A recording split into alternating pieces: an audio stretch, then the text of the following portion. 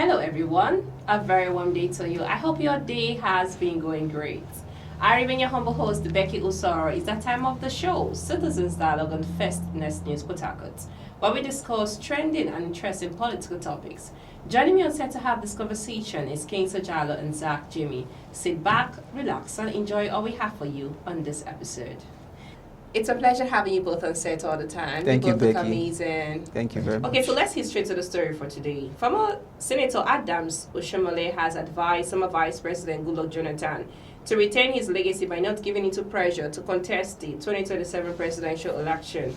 Let me start from you, Jalo. What do you have to say on that story? To me, actually, I think the former governor of Edo State, Adams Oshomole, to me, I see him, currently is acting, in form of an aide. Okay. Living his own respective duty as a senator in his constituency in Edo State. Because currently, I don't think that advice is proper. You see, this advice and these statements has been coming from various, now if you check it very well, various personnel and candidates in the APC party to show you that I think this is to me, it's like a threat. They are actually trying to, because if you look at it, you see as if they are afraid, of the emergence of the former president of Nigeria, which is Goodluck Jonathan. Okay. Because we are living in a democracy, and I don't see why you should be advising or asking someone, to step down from the presidential race, which he has an ambition to do. Okay, come on, we have other political personnel who are running for that same, a post or that position coming 2027 presidential election. Why don't you approach other candidates? Why the former president? I'm not inside of anybody. I'm not inside of Goodluck Jonathan. But come on, I think there should be other activities that you should engage yourself in, rather than putting pressure on the former president to step down in the political race. I think this should be determined by Nigerians, not a particular person or not a comrade or anybody whosoever. Not even the president himself has the effrontery to start approaching the former president to, or advising him not to run for the presidential race, because this is a democracy. Anybody, look at that of Donald Trump. He was once a president. He finished, he contested and he lost. And now he came back again and he was re-elected as a president. So I don't think, even when he went to court, so many accusations were raised against him, he still won the election. Thank you so much. So if the APC party, if they are actually having good ambition for the country, I don't think they should start throwing raising measures on the former president to step down for the political race. Thank you so much. Zach, do you agree to the conversation on that particular story? Well, Road to Pellegrino 2027, every politician's, every eyes is just fixed on the price. That's why we're not beginning to see senators who now attach in their oversight functions, all right, probing or trying to make themselves look good ahead of 2027 by trying to condemn the other persons or trying to serve as this bottleneck so that other persons cannot pass through that same process they passed through. He was a former governor. He served Edo State 2 terms. He served NLC. He has served in various fora. And he is currently a senator representing good people of Edo in the Hallowed Chamber. And he understands to some extent, all right, the rules guiding the games. Okay. First, let him not feel Nigerians are not aware of what is happening. Yeah. This same Adams Oshomole, 2015. Yeah. They were against those from the South who wanted to become president. He supported Buhari. Jonathan was on the ballot. So why all of a sudden is now advising Jonathan as if he was once, all right, in support of Jonathan? Yeah. He has not been in support of that man. That's it. So why all of a sudden today you are now, you see, some of the advice for me, it makes no sense. Honestly speaking. All right. you'll never be supporting him. So maintain that lane. Unless you are afraid that if Jonathan tomorrow decides to run the election, then he will come out as a winner. And yes, maybe probably they feel is a very big threat, or if it's a very serious, you'll be a clog in the wheel. Then that's why you will see a statement like this. But for me, my words to Oshomole is this: we understand his position between himself and Jonathan. And for Jonathan, well, many Nigerians have been calling on him to stay action and resist the urge, all right, to be coerced by political gladiators into the arena of 2027 election if he's not ready. He's not a kid. He's not a boy. He has served. All right, he's no longer a Nigerian asset. So he should be able to decipher what is good for him and what is bad for him. So, but from all these senators, they should go back to the National Assembly and do their legislative duties and leave Jonathan to be wherever he is. Thank you so much. I'm still on you, Zach. Peter Obi demands 10 punishments for politicians with forged academic certificates. What do you have to say on that story? It's a very delicate issue here. Yeah. It's a criminal offense. It's not something we can just sweep under the carpet and then we just clap our hands. The Minister of Science and Technology, Nnaji. All right, you know, he was accused of forging a certificate and NYC, and then the University of Nigeria, Nsukka, came out to say they're not aware. All of a sudden, he's now saying that he graduated, but he didn't get the degree. So that tells you the depth of indiscipline we found ourselves in this country. That tells you how decay our system have been in this country. How do you make somebody science and technology minister? Science and technology. Imagine. When in a world, all right, when we are talking about how we will transition into science and technology, and a person without no degree, who is the minister of that ministry of parastatal has no degree. Exactly. So what are you telling us? It's a criminal offense, although it is not in the Nigerian constitution. Okay. But let us start from somewhere, Becky. Yeah. Mr. President, till today, what's the state of his results? If you have, we are still beating around. Let Buhari, it was in the Supreme Court that the strike is given. Okay, you say you have primary or whatever, or you have present it took matter to court. Present results, it took matter to court. You went to school. They say you went to school. You went to school.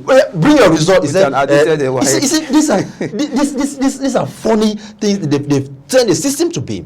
But see, and he was still screened to become. He was still screened to become president. That's why I said we've speedily absorbed anomalies in this country. President Bola Ahmed Tinubu currently, what is the current state of his results from Chicago University today? Why have we not had today? It's this was that. Why is it that we have leaders who do not have credible records, but they want to? You see, it's because that you see. People who are not educated leading people, and where do you think will lead us to? Exactly. But let me tell Nigerians, we have section of the constitution to back that up, and I want it to be put on the screen right now.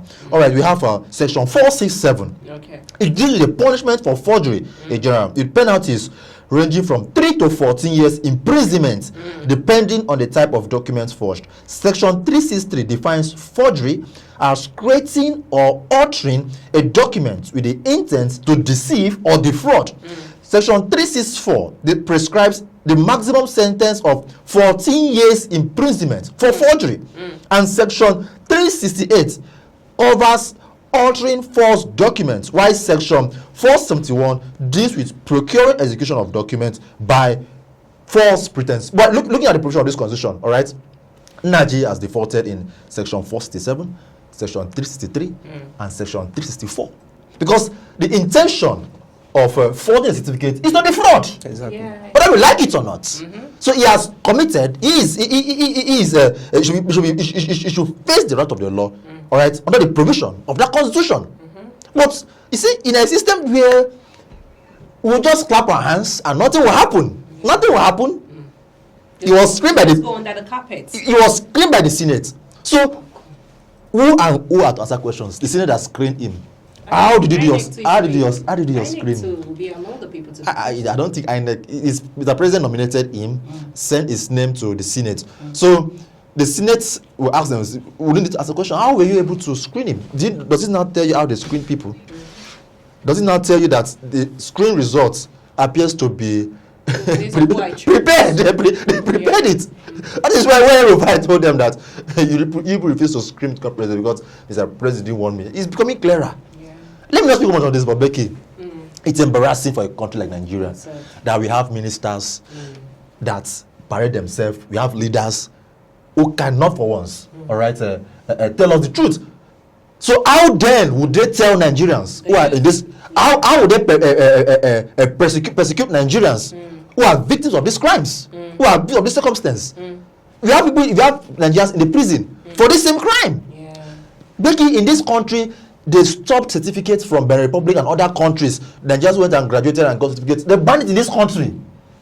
They banned it. Have we now shot ourselves on the foot? When I saw those, I was like, these people are just shooting us on the foot. It's becoming clearer. Yeah. God will take us to the story where things will get clear in this country in 2027. Thank you so much. APC, Jalo, change. you added to that conversation. Thank you so much. Becky, looking at the fact that Nigeria has been in a state of corruption and bad situation, it tells that indeed this is the origin. You understand? It's not a new thing, and it's not. It shouldn't be a strange thing to Nigeria. You see, countries who are well equipped, countries who really follow democracy, are built in truth. You understand? When a country has a good leader, it indeed is backed up by truth. Now, we cannot see the framework of lies. You can see the forgery, the news of forgery coming out from our politicians, of our ministers, and those of them who are in power. This is to tell you that even as we speak, majority of these so-called governors, majority of these so-called senators, majority of these so-called, name every one of them, even the president or whoever, many of them are in this present state, whereby they are under, they are in power with forgery certificates. And definitely, you will definitely see the result or the reflection in the country. Look at our economy today. We are being ruled by people who are not even learned. We are being ruled by people who don't even have the actual certificate to participate in politics, to participate in governorship or president or whatever. These are the people who are really ruling an entire nation like this, filled with people with intellects. There are a lot of people out there who really deserve this political position, but they are denied of it. Why? Then we should now sit down. What is the problem? What is the reason, or what is the problem, or what should be the essence of people who are not qualified to become presidents, governors? Tell me, what would, just as he said, this is a criminal act, let's be honest. And there are some countries in the world, I know for the fact, there are some countries in the world where such practices can't even emerge. As in, it won't even be tolerated. You can't even be given a position when you are not qualified. Now, it shows that Nigeria is still far from being developed. That is just it, Becky. Let's be honest with ourselves. So now, see, Becky, sorry to interject now. This constitution of Nigeria provides that if you want to become president, that SSC is okay. Just imagine. And that is what is really affecting us. SSC is Many okay of these people are not learned. to become a president of Nigeria. But a PhD is not okay to earn some menial job in this country. And sorry, Jack. Is that not funny? Yeah. Sorry, sir.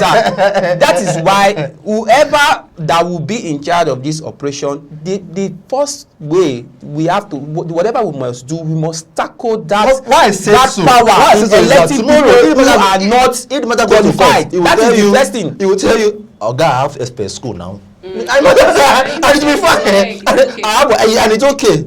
That is the first thing that should be tackled. Whatever policy See, that the first gives thing is, power. let us step up our standard. That is what I'm trying to say. That policy that is giving, Standard is too poor. that policy, that power that is giving these people who are not qualified the power to emerge as governors or whatever. That should be the first thing that should be tackled, or else these practices will continue. Thank you so much. Thank you so much. I hope you're enjoying these episodes on Citizens Dialogue on First News Port Harcourt. Let's go for a short break. Please stay tuned. Welcome back to the show. It's still the show, Citizens Dialogue on First News Port Harcourt. I remain your humble host, Becky Usoro. So let's get into the story. The PDP chairman, national vice chairperson of the PDP, Chief Dan Obi, spoke about the defection of governors and senators the reason why they are defecting from PDP. What do you have to say on that Well, story? first, you said the reason is that leadership issue. You see, when we have leaders who don't take responsibilities for their action, these are the kind of things we'll be seeing. Okay. That will be from all indication. All right, he's a strong supporter of the Wike faction. So the first question I'll ask myself is: you are supporting Wike, and you are requesting, or you are, I don't know, I'm looking for the perfect tense. Yeah. You are supporting Wike, who Nigeria know is neither in the APC or the PDP. You are in his camp, all right? And the same you is attacking your party of saying they have leadership issue. And because of that, people are leaving. According to him, he said governors are leaving. Governor Oberevori of Delta State left. Governor Omoyino of Kwara State left. That governors are leaving. Senators are leaving. House of members are. According to what he said, I watched him. I listened to him. He said, House of members, they are leaving. Members are leaving. The party's in disarray. Party's in this. I have myself the question: are you not the chairman of the party, National Party South? What have you done in the South? You should be ashamed that it's even in the South that we have much of this decamping. If you have leaders who knows the onions, all right, you know that you are failing, you resign. I failed my resolution. He should bury his face in shame to see that in his own territory, people are leaving the party. It is coming out to tell Nigerians that why people left. We don't want to hear why people left. Tell us what you've done so far to address, all right, the avalanche of the defection. But you've not done anything. Why? Because you are neither there nor there. In as much as you are a supporter of Wike, it is believed that you are neither here or there. So for me, he lacks the local standing to tell Nigerians the state of the affairs of the PDP. All right, people who should be talking about the state of the affairs of the PDP, we don't want to mention their names, but they know themselves. All right, at every forum, they try to see how they can promote peace and tranquility in the party, and not Dan Obi, who is just there because allegedly Wike is bankrolling him. I'm telling you, allegedly. So they sustain the party in the South. Yeah, you should bear this person shame. Thank you so much. Jalo, do you agree to the conversation he just made? Yeah, of course. Dan Obi has really been a dedicated person now in the PDP, especially in the South region. But you know, I also watch his state of mind where he made said that the PDP current crisis, current problem of personnel decamping and all that, you know, is due to the unstructuredness in the party, and that the party is not stable and all of that. That is why. But I think it is beyond that. You understand? That Obi's statement, you know, is due to probably what he's so concerned about. Because, you know, the thing is, every governors and senators and whoever that have left the party, you know, shouldn't be a state of, oh, because the party is not in good structure right now. At least there are that way. And if you look at it, these governors and senators are all decamping to one political party, which we all know, the APC. Now, you can't tell me, oh, because the party is not in good structure. Now, the APC now is not the only party, it's not the only political party in Nigeria. The question should be, why are they all decamping to APC, not just the party is not in good form? Okay, ADC is there, Labour Party is there, the, what they call it, SDP is there, the NNPP is there. Why didn't they see all this political party? Why did they now choose to, so outside that, outside PDP not being in a good structure right now, we all know that, but there are still things behind which we might not, you know, escalate out, that definitely are making these personals, these senators, these governors or whoever decamping out of PDP, most especially to one political party, which is the APC. So to me, I would say probably, let me use the word, probably they might have the selfish interest moving to that one political party, which is the APC. So I think Dan Obi right now or currently restructure his affairs in that political party by making things, you understand, standard, and stop looking for, you understand, critics on these personas. Thank you so much. Still on to you, Jalo. Kenneth Okonkwo said anybody from the South is supporting Tinubu. It's an enemy. Insisting that the president's actions since the 2023 elections clearly indicate hostility towards the region. What do you have to say on that story? First of all, I wouldn't want to be in the side of Kenneth because to me that statement sounds tribalistic. If you really look at it as first instant, it really sounds tribalistic because this is a democratic system and anybody, no matter your religion, has the right to vote and support whoever you want to, as far as we are in a democratic system, which is Nigeria. So I don't think that statement is, to me, it seems tribalistic. But coming to the Southeast, you understand, in the year 2023, when the current administration came into power, which is Tinubu, came into power, I think from most of his statements, from most of political statements and all that, I cannot recall some basic, but I think there were some statements he made against the Southeasterners and stuff like that, but I don't think that should be the reason, he should, Kenneth Okonkwo should now come out to say, anybody supporting Tinubu is an enemy of the Igbos or whatever the way you may put it. Because right now, supporting Tinubu or not supporting Tinubu is not Nigeria's solution or solving the problem right now.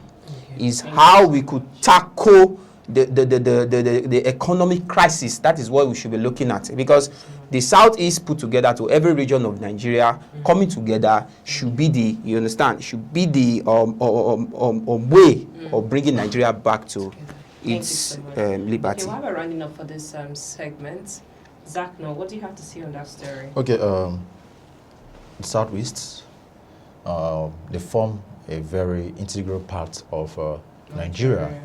And their worries over time is that they've been marginalized by successive governments in Nigeria, and they keep saying, okay, even this the recent, which is still ongoing, the constitutional review, and they're calling for extra states so that they can be equal with other regions in the country. But you see, it can't be advocating for things when you yourself are not ready. Let me start from one. The issue of the sit at home on Monday. In some states, in some part of that society, it's sad because up till now we understand that they did not just wake up to put that up. They are trying to protest their rights as IPOP and all of that. But it has dragged that particular region economically down. At the time when we are talking about economy, it's more about economy. All right? The common Nigerian knows that an Igbo man, all right, they are business minded. But why will a business man want to shut down his shop on a Monday morning? Now, have you not affected business in your own region? Even schools. It doesn't know that you are affected in my own region. You shut your own house because you're angry with yourself. Who is paying? You want yourself. So you put yourself in a situation that you yourself, you are protesting for yourself. So now, how do you now protest for the generality of your interests at the federal space? Well, also too, we have ministers, we have governors from those regions who have been openly endorsing Mr. President, who keeps even discouraging other members of that region that you must support this leader. We have the rights of the Minister of Works, Dave Umahi. Consistently, he has been preaching the message of, the people of this airborne, the people of Southeast, they are all for Tinubu 27. So, but Kenneth Okonkwo, they've called him an actor, the movie actor, which he is. But in politics, you should know that police is not acting. It's not all. It is how far you can play your games. He was in the Labour Party. He worked so hard. He was in the campaign team. He competed so hard.